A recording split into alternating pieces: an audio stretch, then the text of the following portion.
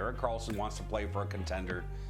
And the Sharks are rebuilding, and so they really have a unified vision on where this needs to go. The Ottawa Senators have elected to take Alex DeBrincat to arbitration. The 25-year-old RFA has reportedly been unwilling to sign a long-term deal with the Sens. Connor Hellebuck's days as a Jet may soon come to an end. He says he's not interested in a contract extension. Look at the Leafs cap sheet. They're going to need to sign 5, 6, 7 forwards or trade them. And they also have to sign William Nylander. That's a pretty busy plate for the new front office. Yesterday on Insider Trading, we unveiled our first trade bait board of the season, and 3 of the top 4 are Jets, at least for now. Pierre-Luc Dubois and Connor Hellebuck have made it clear they both want out. Mark Scheifele, another prime candidate to move on. Alex DeBrincat and the Sens are going to arbitration. And rounding out the top 5, Erik Karlsson, who's coming off a career year. So, Craig, Erik Karlsson and the Sharks agree a trade is best for both sides. Here's the question. Karlsson's in near lock to win the Norris. Yes, he's been a fantastic player this year, but he also has 4 years and $46 million left on his deal. Weighing the entire package, what do you think the market's going to be like for Karlsson out there right now? Geez, Gino, we were talking earlier about the Vegas Golden Knights. Well, here's what I think the market is. Who's bold? Who wants to add a significant difference maker on the blue line?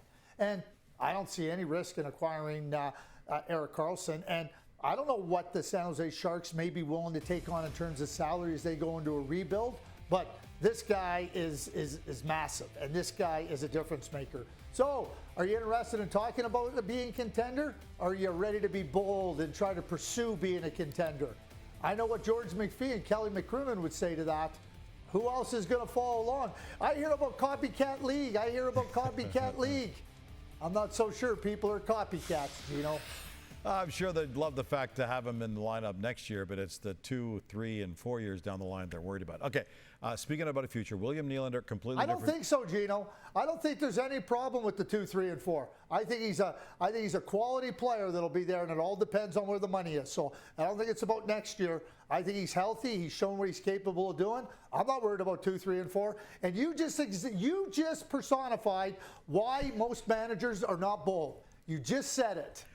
Well, because it is a little bit risky down the road, but you're right. If you're bold, you take that risk. Yeah, I know. Let's be scared. Let's not go for it. I get it. I understand where you are. Remember what I said?